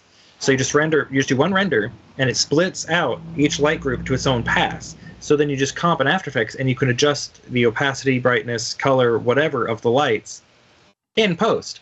So he uses, he's doing this really cool music visualizer of these clouds and stuff flying around, and then he can make the flashes happen based on Trapcode sound keys in After Effects, and it'll have a lot more tweakability and fast rendering because he's doing it in comp rather than in the main render. But anyway, he shares this lovely camera rig, and I've got it here, and I'll show you how to build one from scratch. But it's really handy. You can rotate from the center of the comp. You may move the camera distance, camera tilt, focal length, and stuff, all from just this one camera rig position here. And then you've got, let's see, the camera distance, camera height, and it's all going around based off of this target object here that you drag around. Really handy. Anyway, I'll show you how to build a basic camera rig from scratch real quick. So let me get rid of this one and add in a new camera. So here we've got a camera. Let's look through that camera. Now, I personally prefer to navigate around my scene by flying every which way except where I want to go. Just kidding. I literally did not know that where your mouse was when you did the camera orbit mattered. Like if you are clicking on the Batman model, it'll rotate around the Batman model. And I have no idea how I got this far in my life without knowing that. Yeah, it's really handy how it behaves. Let's see. My 3D mouse is not working. I usually move around with my 3D mouse. Anyway, doesn't matter. We don't need to worry about the 3D mouse. We need to worry about just doing our camera. Okay, here we go. Here's our camera. So you've got a camera, and you want to control. Let's say we just want to do like an orbit around his head here. Let's cool Black Panther character here. So we want to orbit around his head, and so you'd think, well, I can just set a keyframe here and a keyframe here. But just like in After Effects, what's going to happen is it's going to just travel linearly from that point to that point. So you need to build yourself a little rig. So I'm going to center this camera back, right click, right click, right click, right click, right click. Sets everything back to 0, and then we'll move back some. So we're at world 0 here. Yourself a little rig. And making a null, and this is going to be it's going to be our first little bit for the camera rig. I'm just going to do a very basic camera rig setup because you can get complicated. So I'm going to put the camera in there. I'm going to call this camera rig. And so then whenever we move this null object, that's where the camera's center is going to be. And this is going to be basically the camera's distance to that null. So then all we have to do is rotate this null object, and you've got a lovely rotation around the head. And I think we probably want to put that more here, because the face is where we humans tend to focus on. Yeah, that feels much more natural way to kind of rotate around that. Maybe a little bit further forward even. Yeah, that's pretty cool looking. Some more of a stylized look there. Yeah. Anyway, but do you want you clicking back and forth to say, hey, I want the camera to move around, distance-wise, and then move the position and this around. You're not going to want to do that, clicking back and forth when you're actually doing some full animation. So what you really want to do is set yourself up a really basic rig. Now, I'm going to be doing a little bit of espresso. Don't be scared. No. It's just like expressions. It's just like expressions in After Effects, but easier. Wait, I like because this. You can actually see where the data flows. Wait a second. In After Effects, it's just like code. that. Yes, what? Hi. You like that? I like it. Yeah. Okay, you calmed me down. Yeah, no, it's. I can't tell if he thinks his mic is off and he's talking to himself, like to his own comp. I was just afraid when we were mentioning expressions and things and math. Yeah, no, espresso being a coffee joke, because there's espresso and cappuccino and other things inside Cinema 4D. There's a bunch of coffee jokes. Anyway, so this is espresso. Love it. And yeah, It makes it's just me like think expressions. of in Utah, there was a short-lived coffee joint called Federal Espresso, and they were not allowed to call themselves that for very long, unfortunately, even though I thought that it was great. Well, the very handy thing about espresso, unlike expressions in After Effects, is you can actually see what's driving what. Like, it's visual. So I think it's way less scary than expressions in After Effects, which I also don't think are that scary. So I want to control, just very basic level, I want to control this camera's distance right here from the main null object. So this is the property I want to control. So I'm like, hey, I want the camera to be controlled, and I want specifically this property to be controlled. And boom, we've got the position C for that camera is on this null. So whatever gets piped into this little node here is going to be that number. And I want to put the control for it here, because this is where I'm going to be doing all my controlling for the position and whatnot of the camera center. So I want some data somewhere here that I can use to drive this. But there's not, like, all this data is actually driving other things. I want to make my own arbitrary data, my own user data, if you will. User data. Yeah, so you just say user data, add user data. And here we go. We can make our own stuff. This is like pseudo effect maker in After Effects, or like adding just those expression controls. You can name it whatever you want. So I'm going to say cam distance, and it'll be, we don't want it to be a percent, we'll make it a real number. And we want this number to be, technically it'll be negatives because the camera is moving minus Z, but I don't want it to be, like, I want to be able to say, hey, this camera's 1,000 centimeters or whatever away without worrying about the fact that it's negative. So handily, I can adjust that here in a second, but I'm not going to worry about that right now. Limit max, we don't want to limit the max. We're going to be able to go far, far away. The minimum, let's see, the minimum, or the default, I mean, should be, what are we at? I forget where we're at. Let's just say the default value should be, let's say 300, just for now. We can change that later. Anyway, and I just hit OK. And what happens is we get a new tab up here. So we got our object information data and our user data right up here. So we can have both of those on screen, coordinates, and the user data. Cam distance is 300. And we're like, hey, I want my camera rig. And I'm going to drag it to this side. So I can output this to that. But we need to flip it because we're going negative.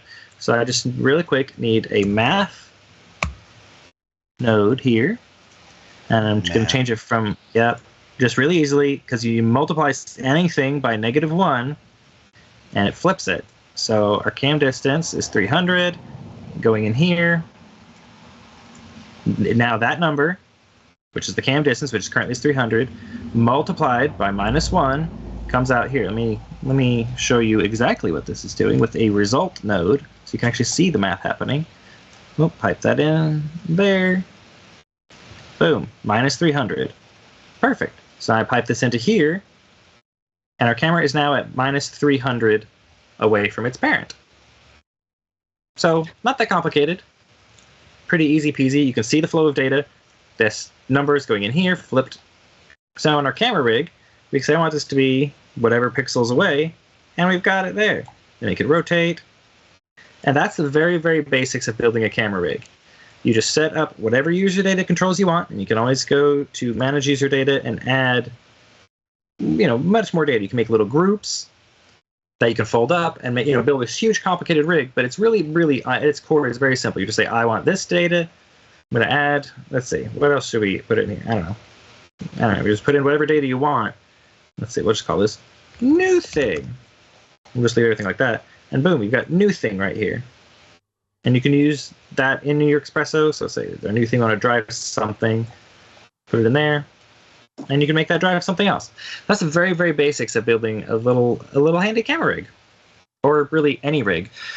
This kind of technical rigging I do in Cinema 4D all the time. It's one of my favorite things to do. Whenever someone says, what do you do? And I don't want to say motion design, like someone who actually knows about motion design and visual effects, I'm like, particles, stadium graphics, weird aspect ratios and sizes, and technical rigging. Like, I love building, like, you would just move one slider, because you can make this, this can feed out into other things. You saw me feed into the result node, but you can feed that into a bunch of other things. So I like making one slider, be able to control a whole bunch of things happening on a machine or a weapon or whatever. And there's a really cool node I just want to talk really quick about that is unrelated to what I'm currently doing. But I just want to mention this for anyone who is interested in this rigging stuff. There's a node called the range mapper node. This is like the linear expression in After Effects expressions, where you say you've got, you put your incoming number in here, and then you can say, here's the input as the first number that's the first value you would put in a linear thing. Upper to lower, input upper, output lower, output upper. Those are all the same 5 values that have a linear expression in After Effects. So you can then remap your values to be whatever you want. But then you can control it by a spline. So you can then remap the values in all kinds of crazy ways to make very complex motion with just one movement of a slider. Anyway, it's crazy. It's insane. Look into it if you're at all interested in making a little animation rigs like this. Makes your life much, much, much easier. But anyway, Nice. That's rigging. And that's was rigging. an incredible breakdown. Thank you. I don't need that new thing anymore. manage that user data and delete the new thing. So you can go do something else if you want, or you can watch me fuss with this for a while. Why don't you fuss unless Hashi's got something? I have some kind of interesting stuff over here. All right, I'll go to me. So let me go to I think that Michael and I just basically switched back and forth between each other. So I got you, baby. That's excellent. So I actually might have found a veggie tail that I was able to turn into some eyes and lips here. And I'm trying to think of the best way to nicely break up this U to have more definition. I'm trying subdivision surface, but I actually don't really know what a good for subdivision surface to work how you want it to work, you need to put in control cuts. So you need to do a quick loop cut around all of the edges to control it. Or if you just want to add more detail without making any rounding at all, you could just use the remesh object. Oh, the remesh. I forget about. And because remesh object not only lets you decimate the model to have smaller, but you can bump up the resolution higher. I like that. So I'm going to put you into a remesh. That's just what I want right here. Yeah, and then just crank the value higher. Mesh density a little bit higher. Value high. But how'd you make the U in the first place, Hashi? I actually just clicked right here on text spline. You can kind of right click you can just hold down and say 3D text, and that just bypasses having to create a text spline and throw. All right. But so you can make it have more resolution just from that object without having to do the remesh part. Just as a heads up, you have tons of control over the mesh density of the text object. So when we were here, and I was just creating a U, which I can probably recreate my U again. I mean, it's a tricky task, Hashi. Okay, so now that I've cut up, okay, make it bold or whatever you wanted. What did I do? Was it? No, it was. I thought it was. Where did my bold go? By the way, can I say thank you to the Cinema 4D team for making the text font switchy stuff way faster than it used to be? Like that used to take forever to pop up. So much faster. Thank you. I don't remember what I just try No 2 Sans. It looks nice and black. Noto and up. Well, any of those nice boldy ones. Let's try bold. Yeah, that looks good. All right. So when we're here, so in the text object, So hit NB on your keyboard without moving your mouse, and that shows you if you tilt just a little bit. So that shows you the actual thing. So instead of intermediate points adaptive, change that to uniform down there. Oh, great. Here. And that will give you even stuff. Now your face is still an n-gon, so you want to change your caps to be something other than an n-gon. So instead of down at the bottom, you want it to not be n-gon, the very bottom. Oh, very bottom. Wait. See, there's a drop down. Yeah, there's a drop down right there. So you've got options for how you want the face to look. Delani is a pretty fun one. But you can also do quadrangles and other things like that. And you can change the size of it and everything. I kind of like the way this is looking. Let me go back to my object and mess with the... You probably want a touch of bevel, by the way. You never want a hard edge. So you probably want a touch of bevel on your cap. Never. Caps. Let's add... Yeah, just a tiny bevel. Yeah. Just a tiny curve. Or round. Probably round. Would probably be more what you want. There we go. Now it's and nice you probably only need like 3 segments, but you can probably even go 1 if you really wanted to. Basically, you just need a tiny bit of something there to catch a highlight because nothing is a perfect corner. All right. So I want to bevel the outside. Wait. I'm going to do bevel outside because I like it a little bit thicker. Like my U's a little thicker, and I want the object. I want the spacing to be I want the the subdivision that direction. Let's add 1 because I'm gonna start really warping this U around. I just wanted to have some stuff. Oh, by the way, then you definitely want to put it in a remesh object because that Delaunay mesh is gross. And the remesh object should give you some nice mesh flow. Okay, so should I press C and bake this thing out? Just toss it in a remesh object. Really? Wow, look at this. I'm learning so much. What? Look at that. Beautiful thing. And if you want to be really fun, I believe that is probably a symmetrical letter. So it takes symmetry on X, and it might even make it a little better. On the very bottom, there's symmetry.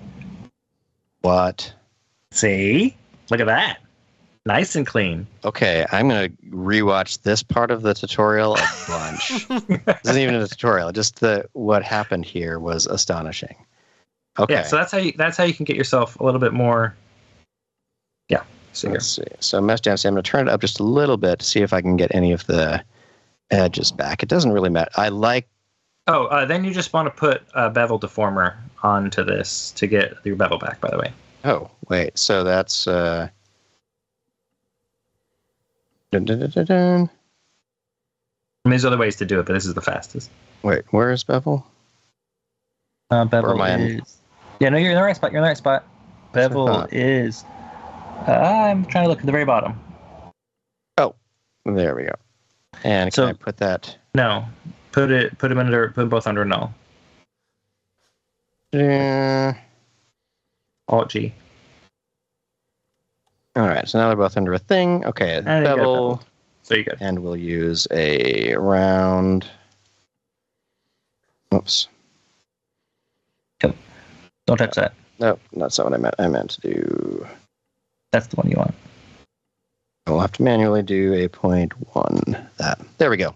Just a little bit of round. I like just a tiny bit, tiny touch. Okay, I am going to save this, then I'm going to increment and save, then I'm going to destroy this by pressing C. Current state to object. Let's get rid of that. Let's look at our remesh, which is now the letter U. It's going to call it that. We're going to put that here.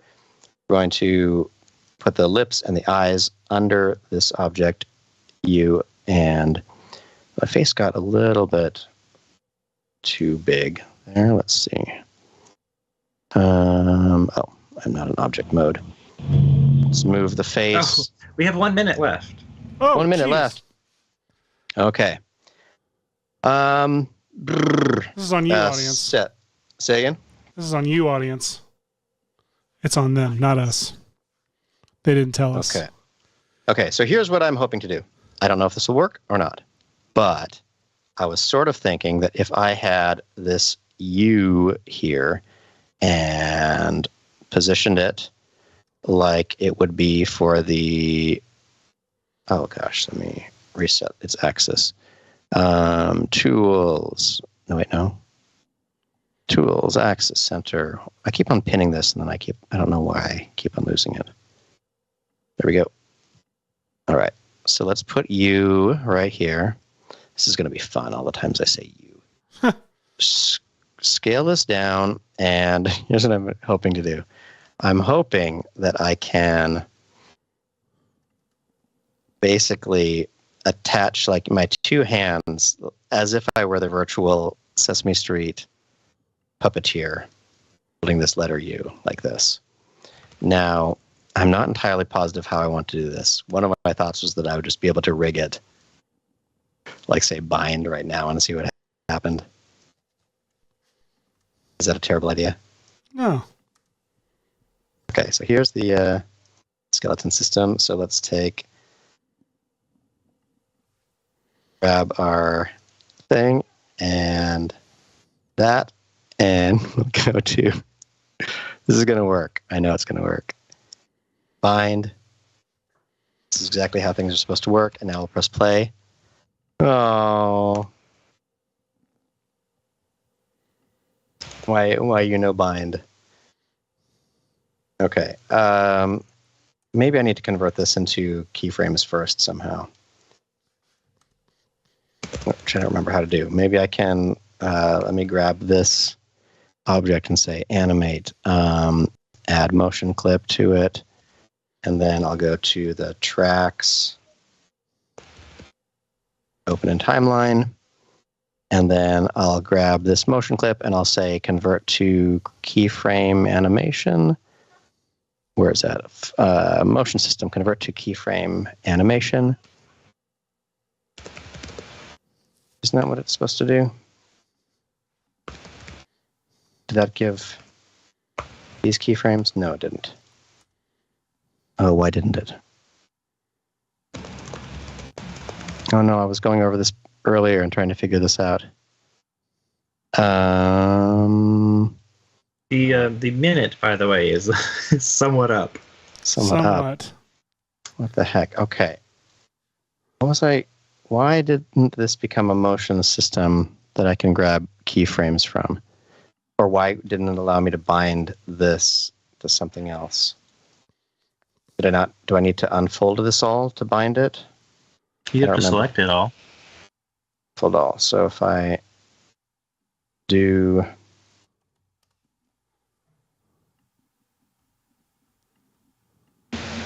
If you middle mouse click on the top part, it'll select everything, all children. Oh, that's very nice. All my children. Then grab him and then say character bind. Is that what I should have done the first time around? Oh, wait. Oh, delete that one. I don't know what I'm doing, Michael. I don't know. Middle mouse select. Grab that too. Grab all this stuff. And then character bind. Do it. Do it. No, it just got the lips.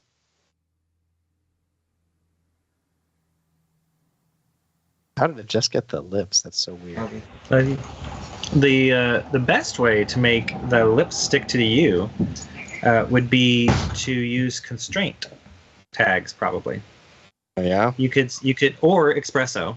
Either way, you could just say, "Hey, I want the position of this to follow that point on the mesh after it's deformed," and then it'll just happen. So you don't have to include the face in the rig. Oh, that's nice. Okay, so that's one thing, but I'm gonna take the face out of it for a second. I was gonna say you might rather use a mesh deformer to say whatever the U's deformation does, then deforms the face equally to match. It's probably the better way to go. Okay, I like that idea. But so we are past time, Hashi. We're past time. I know. No. I want you. I want and you. Before bad. we go, I want to say the Stream Catcher Society in the chat mentions that the link to the mug goes to the page with the password, so we need to get that fixed, Seth. Oh, well, all right. Talk to Paul. But why don't you instead just go to vfxandchill.store and you'll be able to get all the stuff that you want. Let me make sure that link works now that you said that. I'm so sad that I'm not binding this properly. Can you select 3 random things from your hierarchy? Or is that too confusing to it? Like if I select the hips.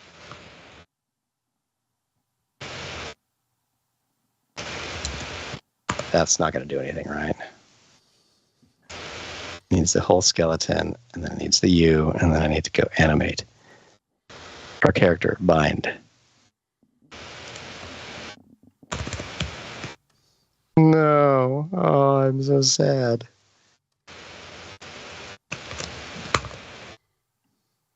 I like how none of us are quitting what we're doing.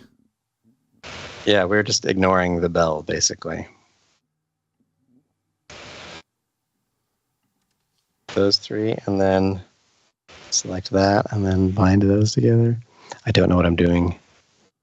I could rig the U and then do like a inverse thing. I really don't want to do that. I just wanted to be able to say bind.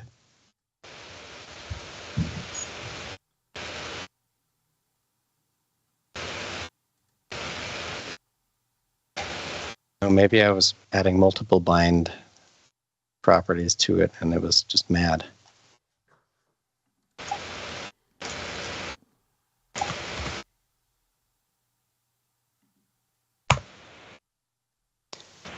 Okay. What was the frame where he's kind of lined up?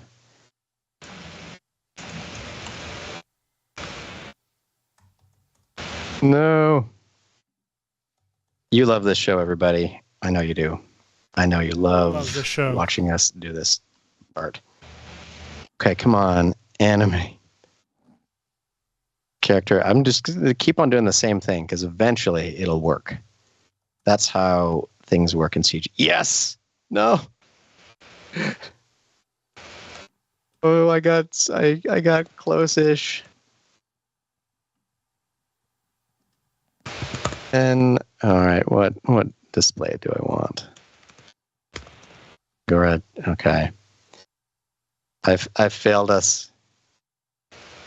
Me too. Oh no. Okay. It's failure week. This is what I thought. I thought that I would have this U, and it would like be able to punch. So we didn't quite get there on this side. Okay, so what you'd want to do is make a separate rig for the U, like its own separate joint system with like the root down at the bottom, and then just a few joint chains up the side, and then drive the positions of those up top. If you don't want to do your own motion capture, by this one. So just constrain the top joints to those joints. Then you'd have the motion, but like driven by a properly weighted. This is pretty amazing. Skeleton setup. Although this is quite entertaining to watch, and I think this is a lovely result. It's not bad. Do you have anything you could show now that we're at the end of the day? Do I? Let's see. Oh, anybody? Yeah, Hashi, what do you got? I found in the meantime an awesome by Julianne Nebel or Knebel little web page browser version of Ken, which is kind of cool. And that is cool. Part of me thinks that if I were to quickly open my gaming center and record the screen in this webpage, I could get a little video that was like this. Dun, dun, dun, dun, dun, dun, dun. Hiya, hiya. Do Hadouken. And do the thing. Hadouken is... Oh, they go right at the thing. Fight back. Reverse kick. And kneel. Oh, D's broken. I broke D. I modified the background to be blue instead of the background art. And now that I've done that, this nicely Windows exported MP4 will be super keyable. But just the other day, I broke my downloads folder, so it saves to like my app data temp folder somewhere. So I'm going to quickly find that. And see if I had eye contact on, it could look like I was still looking right at you all, but instead I've got to look over here. I've got nothing, but I do have to go. So I was working on, I was going to have Raz's face, crumble into bits, but I only just now got started on it, so it's nothing. Hey, finding that clip and getting it even semi-workable is remarkable. Remarkable. That's the word. That's definitely how I feel. So anyway. Remarkable. I would remark on it in the street. Michael, you got anything to look at? Oh no, I started trying to fix the link and stuff. So I Hashi, you got any last thing you want to show? Okay. Super last thing. I have my screen cap. I'm going to quickly crop this composition, crop to region of interest, and go to my Sesame Street Fighter, make it a 3D layer with Primat, auto-defined key. Please. That's great. Oops. Look at that. There we go. So it's not all that I wish that it were, but it's all that it can be right now, which is delightful. So we've got this thing. Let's turn its quality switch off also. And scale it down, and then I'm going to press play on it, and I'm going to add some stupid position keyframes to this thing. There, and let's scroll back, and then it'll scroll forward. Okay, let's just play it. Let's play it. Here we are. And Yes. Yeah. Don't say I never did nothing for you. I love that. Solid result. Super solid. Super solid. Well, guys, We did all right. we did something, and I'm proud of us, and I love us. Be Thank sure you to so tune much in. for hosting, Seth. This was Yeah. delightful. And it's always a pleasure to see everyone out here, whether or not you agree with eye tracking technology or the like. We always like you showing up. So thank you so much, everybody. Thank you, everybody. We'll see you next week. Bye.